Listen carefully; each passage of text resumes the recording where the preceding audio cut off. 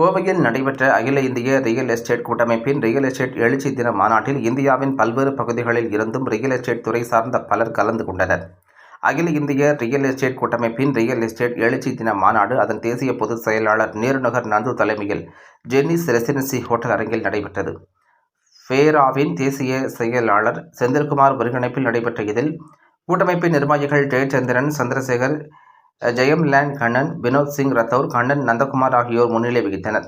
விழாவில் அகில இந்திய ரியல் எஸ்டேட் கூட்டமைப்பின் நிறுவனர் தேசிய தலைவர் டாக்டர் ஹென்றி கலந்து கொண்டு சிறப்புரையாற்றினார்.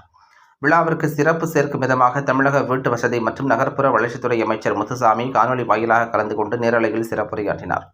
அப்போது பேசிய அவர், ரியல் எஸ்டேட் துறை மற்றும் கட்டுமானம் தொடர்பான வளர்ச்சியில் தமிழக அரசு கூடுதல் கவனம் எடுத்து வருவதாக தெரிவித்தார். தொடர்ந்து நடைபெற்ற மாநாட்டில் பல்வேறு தீர்மானங்கள் நிறைவேற்றப்பட்டன.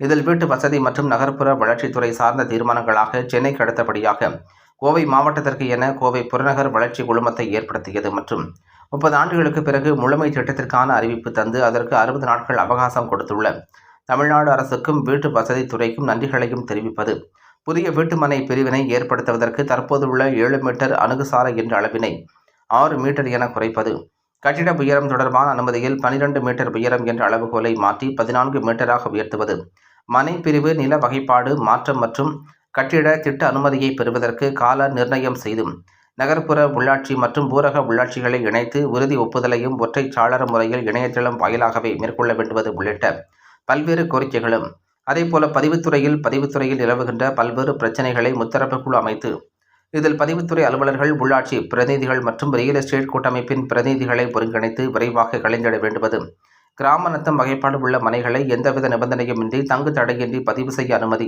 ரியல் எஸ்டேட் தொழிலுக்கு ஆதாரமாக விளங்கும் பொது அதிகார ஆவணத்திற்கு பதிவு கட்டணம் தற்போதுள்ள 1% என்ற கட்டணத்தை திரும்பப் பெற்று முன்பு இருந்தது போல 10,000 ரூபாய் என மாற்றியமைத்து உடனடியாக நடைமுறைப்படுத்திட வேண்டுவது, அடுக்குமாடி குடியிருப்பு கட்டிடங்களுக்கு விதிக்கப்பட்ட கூட்டு மதிப்பு நிர்ணயத்தை திரும்பப் பெறுவது உள்ளிட்ட பல்வேறு கோரிக்கைகள் நிறைவேற்றப்பட்டன.